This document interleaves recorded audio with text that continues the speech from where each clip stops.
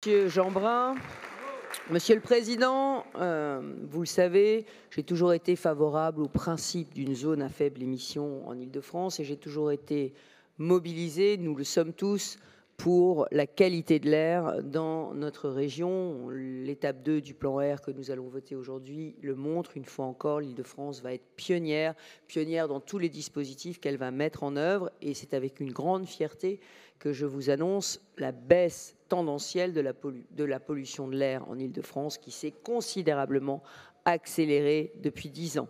Nous allons revenir sur la qualité de l'air et nous allons continuer d'y travailler avec des mesures toujours plus efficaces et toujours plus innovantes. Néanmoins, j'ai toujours dit que cette zone à forte émission ne devait pas se transformer en zone à forte exclusion. On ne peut pas aujourd'hui considérer qu'il est socialement possible et acceptable de passer à l'étape de l'exclusion des véhicules critère 3 en juillet 2024 pour les particuliers. Seine-et-Marne, Seine-Saint-Denis, Nord-Val d'Oise, on connaît aujourd'hui les lieux où vivent les familles qui disposent d'un véhicule polluant. Ce sont les familles les plus modestes, ce sont celles qui travaillent le plus loin de chez elles. Donc le sujet aujourd'hui, il est clé.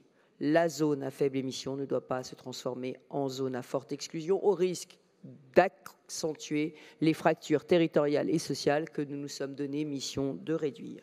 C'est pour cela que je demande à la métropole du Grand Paris de reporter de 18 mois la mise en œuvre de la zone à faible émission pour les particuliers, comme cela se fait déjà dans d'autres métropoles comme à Lyon. L'Île-de-France n'a pas à rougir de ses résultats en matière de qualité de l'air. Et comme il est beaucoup plus efficace de travailler sur les flottes professionnelles qui produisent 5 fois plus d'émissions par véhicule que les particuliers, dans le cadre de notre nouveau plan air, nous renforcerons encore davantage nos aides en direction des professionnels, notamment des artisans, avec une aide jusqu'à 5 véhicules par TPE, PME, donc 5 fois plus d'aide, et jusqu'à 10 pour les entreprises de livraison et de logistique. Nous renforcerons également notre aide pour l'achat de véhicules hydrogène. Nous passerons donc à 9 000 € d'aide pour les véhicules électriques, à 15 000 € pour les voitures hydrogène et 30 000 € pour les utilitaires. Beaucoup d'entreprises ont déjà pris les devants pour faire évoluer leur flotte, mais pour ne pas décourager leurs efforts réalisés, il semble souhaitable que le calendrier de la ZFE reste inchangé pour les professionnels. Voilà, Monsieur le Président, comment nous pouvons à la fois améliorer la qualité de l'air et en même temps prendre en compte les contraintes sociales des familles d'Île-de-France. Je vous remercie.